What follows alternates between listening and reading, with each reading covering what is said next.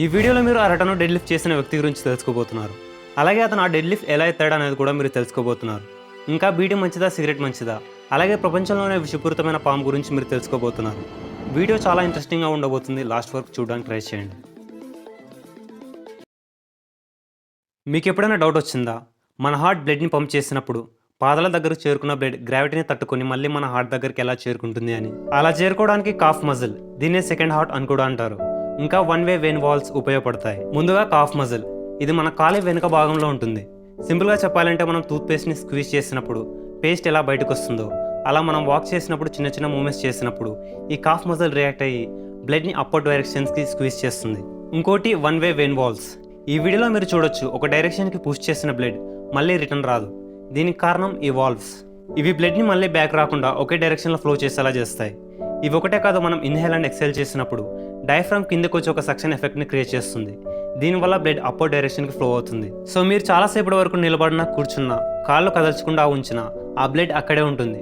దీనివల్ల మీకు కాళ్ళు తిమ్మురులు పట్టడం జరుగుతుంది. సో ఇది ఇలాగే జరిగితే మీకు varicose veins, swelling, blood clots లాంటి కండిషన్స్ కూడా రావచ్చు. సో అందుకే ప్రతి గంటకి ఒకసారి అలా వాకింగ్ చేయడానికి ట్రై చేయండి. బీడీ వర్సెస్ సిగరెట్, ఈ రెండిట్లో ఏది మంచిది? అఫ్కోర్స్ రెండు చెడ్డవే. బట్ బీడీ వర్సెస్ సిగరెట్ కంపారిజన్లో ఏది మంచిదని మీరు అనుకుంటున్నారు? మీరు కూడా సిగరెట్ కంటే బీడీయే మంచిదని అనుకుంటే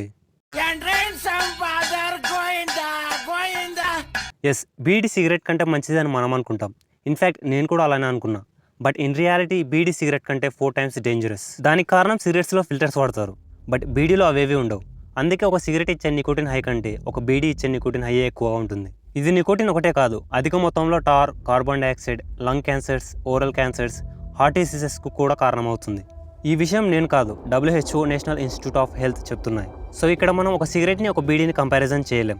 అదే ఒక సిగరెట్లోని టొబాకో పౌడర్ని, అంతే అమౌంట్ ఆఫ్ బీడీ పౌడర్ని పెడితే బీడీ పౌడర్ సిగరెట్ పౌడర్ కన్నా 8 times డేంజరస్. ఇప్పటికీ చాలామంది సిగరెట్స్ అవి ప్రాసెస్డ్ ఫ్యాక్టరీలో తయారు చేస్తారు, కానీ బీడీలు సొంతంగా చేతులతో తయారు చేస్తారు. ఇవి న్యాచురల్, హర్బల్ అండ్ ఆయుర్వేదిక్ అన్నంత రేంజ్లో మన వాళ్ళు ఊహించుకుంటారు. చెప్పాలంటే ఇవి సిగరెట్ కంటే డేంజరస్. టైమ్స్ ఆఫ్ ఇండియా చేసిన స్టడీలో తెలిసింది ఏంటి అంటే, జనాలు ఆ బీడీని ఆరిపోకుండా ఉండాలని దాన్ని చాలా డీప్గా ఇన్హేల్ చేస్తారు. ఈ ఇన్హేలేషన్ వల్ల లంగ్స్లోని అలువలై బాగా దెబ్బతింటుంది. అయినప్పటికీ విషాదకరమైన విషయం ఏంటో తెలుసా? మన ఇండియాలో 53% బీడీ స్మోకర్స్ ఉంటే 19% మాత్రమే సిగరెట్ స్మోకర్స్ ఉన్నారు. అండ్ మిగతా 28 మంది టొబాకో కాకుండా దాని ఆల్టర్నేటివ్స్ని పీలుస్తారు. అది జూలై 9, 2016. ఒక మనిషి ఏకంగా అరటను డెడ్ లిఫ్ట్ చేయడానికి వస్తున్నాడు. ఇంతకుముందు ఒక మనిషి అరటను డెడ్ లిఫ్ట్ చేసినట్లు చరిత్రలో లేదు. ఆ అరటను డెడ్ లిఫ్ట్ చేయడానికి తన మైండ్ని ట్రిక్ చేసుకున్నాడు. లైక్ తాను ఎత్తుతున్నది డెడ్ లిఫ్ట్ కాదు, తన పిల్లలు ఒక కార్ కింద పడి నలిగిపోతుంటే ఆ కార్ని లిఫ్ట్ చేస్తున్నట్లు ఊహించుకొని ఆ అరటను డెడ్ లిఫ్ట్ని పూర్తి చేశాడు. అతనే ఎడ్డీ హాల్. ఈ డెడ్ లిఫ్ట్ చేస్తున్నప్పుడు తన ముక్కు నుంచి, కళ్ళ నుంచి, చెవుల నుంచి రక్తం వచ్చింది. అలా రావడానికి కారణం తన బాడీ ఒకేసారి అంత ప్రెజర్ని తట్టుకోలేకపోయింది. అలా ఆ ప్రెజర్కి బ్రెయిన్లోని బ్లడ్ వెజిల్ బర్స్ట్ అయ్యి బ్లీడింగ్కి కారణమైంది. డెడ్ లిఫ్ట్ చేసిన వెంటనే ఎడ్డీ హాల్ అక్కడికక్కడ కుప్పకూలిపోయాడు. ఆ డెడ్ లిఫ్ట్ చేసిన తర్వాత కొన్ని వారాల వరకు తాను చూడలేకపోయాడు. అండ్ తన భార్య పిల్లల పేర్లు కూడా గుర్తు తెచ్చుకోలేకపోయాడు. స్టిల్ ఇప్పటికీ ఆ డెడ్ లిఫ్ట్ వల్ల కొన్నిసార్లు చిన్న చిన్న విషయాలను మర్చిపోతున్నాడు. లిటరల్లీ ఆ డెడ్ లిఫ్ట్ తన ప్రాణాలను తీసేసేది. సో ఆ డెడ్ లిఫ్ట్ ఎడ్డీ హాల్ ఎందుకు చేశాడో తెలుసా? మనీ కోసం. ఎస్, ఎడ్డీ హాల్కు వరల్డ్స్ స్ట్రాంగెస్ట్ మ్యాన్ కావాలన్న కోరిక ఉండేది. దానికి మనీ కావాలి. సో వరల్డ్ స్ట్రాంగెస్ట్ మ్యాన్ ఆర్గనైజేషన్కు ఎడ్డీ హాల్, ఒకవేళ నేను 500 kgs డెడ్ లిఫ్ట్ చేస్తే ఎంత ప్రైజ్ మనీ ఇస్తారో అని అన్నాడు. సో అలా ఆ ప్రైజ్ మనీ కోసం ఎడ్డీ హాల్ ఆ డెడ్ లిఫ్ట్ని చేశాడు. ఆ టైంలో అదొక ఇంపాసిబుల్ టాస్క్. సో అనుకున్నట్లుగానే 2017లో తాను వరల్డ్ స్ట్రాంగెస్ట్ మ్యాన్ ఛాంపియన్షిప్ని గెలుచుకున్నాడు. సో ఒక సాధారణమైన వ్యక్తి అరటను డెడ్ లిఫ్ట్ చేయడం అన్నది చాలా కష్టం, ఇంకా చెప్పాలంటే ఇంపాసిబుల్ అని అనిపిస్తుంది. సో ఎడ్డీ హాల్ ఆ డెడ్ లిఫ్ట్ చేయడానికి కారణం తనకు ఒక రేర్ జెనెటిక్ కండిషన్ ఉంది. అదే మయోస్టాటిన్ డెఫిషియన్సీ. దీన్ని కొందరు హర్కులెస్ జీన్ అని కూడా అంటారు. ఈ మయోస్టాటిన్ అనేది ఒక టైప్ ఆఫ్ ప్రోటీన్. ఇది మన మసిల్ గ్రోత్ని ఒక సర్టెన్ పాయింట్ వరకే ఉంచేలా చేస్తుంది. సో ఒక పాయింట్ వచ్చాక మీ బాడీని ఎంత ట్రైన్ చేసినా బాడీ మసిల్ మాస్ గ్రో అవ్వదు. బట్ ఎవరికైతే ఈ మయోస్టాటిన్ డెఫిషియన్సీ ఉంటుందో వాళ్ళలో ఒక యావరేజ్ పర్సన్ కన్నా 2 to 3 times మసిల్ గ్రోత్ ఎక్కువగా ఉంటుంది. ఇదే కండిషన్ ఈ బెల్జియన్ బ్లూ అనే ఎద్దు జాతిలో ఉంది. చూసారా ఇది ఎలా ఉందో అని? సో వీటన్నిటిని చూసి ఎడ్డీ హాల్ ఎంతో లక్కీ అండ్ ఈ బెల్జియన్ బ్లూ బుల్ కూడా ఎంతో లక్కీ అని అనుకోవచ్చు. కానీ కాదు, నేచర్ ప్రతిదాన్ని బ్యాలెన్స్ చేస్తుంది. ఒక చోట ఇస్తుంది, ఒక చోట లాక్కుంటుంది. ఈ బెల్జియన్ బ్లూ బుల్ కూడా చూడ్డానికి అలా ఉన్నా అసలు అది నడవడానికి కూడా ఇబ్బంది పడుతుంది. అలాగే ఎడ్డీ హాల్కి కూడా చాలా హెల్త్ ఇష్యూస్ ఉన్నాయి, లైక్ హార్ట్కి సంబంధించినవి. బికాస్ అంత భారీ బాడీకి బ్లడ్ సప్లై చేయడం వల్ల తనకు high BP and high risk of heart attack chances ఎక్కువగా ఉన్నాయి. అండ్ అలాగే ఈ కండిషన్ ఉన్న వాళ్ళు తొందరగా అలసిపోతారు.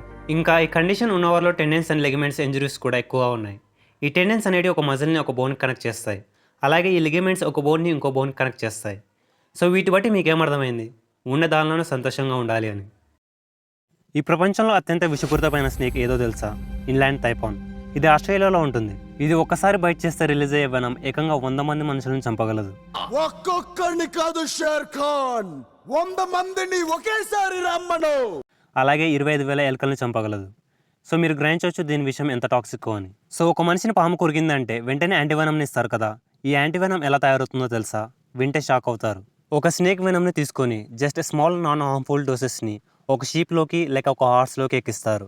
ఆ వెనంని అడ్డుకోవడానికి వాటి ఇమ్యూన్ సిస్టమ్ యాంటీబాడీస్ని ప్రొడ్యూస్ చేస్తుంది. కొన్ని వారాల తర్వాత ఆ జంతువు బ్లడ్లోని ప్లాస్మాని కలెక్ట్ చేస్తారు. ఎందుకంటే ఆ ప్లాస్మాలోనే హై కాన్సన్ట్రేటెడ్ యాంటీబాడీస్ ఉంటాయి. ఇందులో కూడా 2 టైప్స్ ఉన్నాయి. ఒకటి మోనోవాలెంట్ యాంటీవెనం, ఇంకోటి పాలివాలెంట్ యాంటీవెనం. ఈ పాలివాలెంట్ యాంటీవెనం చాలా స్పీషియస్ స్నేక్ బైట్స్కి పనిచేస్తుంది. ఎస్పెషల్లీ మనకు కొరికిన పాము ఏదో తెలియదు అన్నప్పుడు దీన్ని వాడతారు. బట్ మోనోవాలెంట్ యాంటీవెనం కేవలం ఒక్కదానికే పనిచేస్తుంది. ఎగ్జాంపుల్, మీకు ఒక కింగ్ కోబ్రా కాటేసింది అని అనుకోండి. మీరు ఈ కింగ్ కోబ్రా పాముకు సంబంధించిన యాంటీవెనంని మాత్రమే వాడతారు. ఈ మోనోవాలెంట్ పాలివాలెంట్ కంటే యాక్యురేట్గా స్పీడ్గా పనిచేస్తుంది. అలాగే ఇది దానికన్నా ఎక్స్పెన్సివ్. సో వీటిని ఎలా తయారు చేస్తారో అని అనొచ్చు. సేమ్ అదే ప్రాసెస్. మోనోవాలెంట్ అన్నప్పుడు స్పెసిఫిక్ స్నేక్ వెనంని హార్స్లోకి ఇంజెక్ట్ చేస్తారు. పాలివాలెంట్ అన్నప్పుడు చాలా రకాల పాముల వెనంని ఒకటేసారి కంబైన్ చేసి ఇంజెక్ట్ చేస్తారు. సో ఇప్పుడు మనం ఒక పాము కాటేసినప్పుడు మన బాడీకి ఏం జరుగుతుందో చూద్దాం.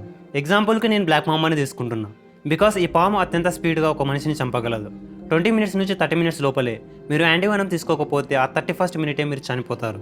బ్లాక్ మాంబాలో ఎక్కువ న్యూరోటాక్సిన్ ఉంటుంది. ఇది మీ నర్వస్ సిస్టమ్ మీద పనిచేసి టైం గడిచే కొద్దీ విజన్ లాస్, ఊపిరి తీసుకోలేకపోవడం, బాడీ మీద కంట్రోల్ కోల్పోవడం, మాట్లాడలేకపోవడం, చివరికి మీ డయాఫ్రామ్కి పారాలసిస్ రావడం వల్ల ఊపిరి తీసుకోలేక మీరు చనిపోతారు. ఈ వెనంలో మేజర్గా 4 టాక్సిన్స్ ఉంటాయి. ఒకటి న్యూరోటాక్సిన్, ఇది పారాలసిస్కి కారణమవుతుంది. హిమోటాక్సిన్, ఇది బ్లడ్ టిష్యూని డ్యామేజ్ చేసి బ్లీడింగ్కి కారణమవుతుంది. సైటోటాక్సిన్, ఇది మన బాడీ సెల్స్ని ఎస్పెషల్లీ కాటేసిన ప్లేస్లోని సెల్స్ని డిస్ట్రాయ్ చేస్తుంది. అండ్ మయోటాక్సిన్, ఇది మసిల్ డ్యామేజ్కి కారణమవుతుంది. సో ఇక్కడ టైమ్ ఈజ్ ప్రీషియస్. ఎంత వీలుంటే అంత స్పీడ్గా యాంటీవెనం ఎక్కించుకోవడానికి ట్రై చేయాలి. బికాస్ టైం గడిచే కొద్దీ మీ బాడీలోని ఒక్కొక్క పార్ట్ డ్యామేజ్ అవుతూ వస్తుంది అండ్ రికవరీ అవ్వడానికి చాలా టైం పడుతుంది. నిజానికి యాంటీవెనంలోని యాంటీబాడీస్ ఆ వెనంతో కంబైన్ అయ్యి న్యూట్రలైజ్ చేసి ఫర్దర్ డ్యామేజ్ని ఆపుతుంది, డ్యామేజ్ని రిపేర్ చేయదు. ఎస్పెషల్లీ మయోటాక్సిన్ అండ్ సైటోటాక్సిన్ ఎక్కువగా ఉన్న పాము కాటేసినప్పుడు ఆ డ్యామేజ్ పార్ట్ అయిన ప్లేస్ మళ్ళీ రివర్స్ అవ్వదు. రేర్లీ రివర్స్ అయినా దానికి చాలా టైం పడుతుంది. ఇవన్నీ విని పాము అంటే భయం వస్తుందా? Don't worry. ఈ ప్రపంచంలో దాదాపు 4,000 జాతుల పాములు ఉన్నాయి. అందులో 600 నుంచి 700 పాములకే విషం ఉంటుంది. అందులో 250 జాతుల పాములే ఒక మనిషిని చంపగలవు. అయినప్పటికీ ఇన్లాండ్ టైపాన్ పాము ప్రపంచంలోని అత్యంత విషపూరితమైన పాము ఎందుకైందో తెలుసా? ఎందుకంటే ఇందులో అన్ని రకాల టాక్సిన్స్ ఉన్నాయి. అందుకే ఇది మోర్ టాక్సిక్. సో ఈ వీడియో మీకు నచ్చింది అని అనుకుంటున్నా. నచ్చితే నేను రాత్రిపూట ఎక్సర్సైజ్ చేస్తే మన స్లీప్ ఎందుకు దెబ్బతింటుంది అన్న టాపిక్ మీద వీడియో చేశాను. దాన్ని ఇక్కడ క్లిక్ చేసి చూడండి. Finally live like a hunter, age like a వంపైర్.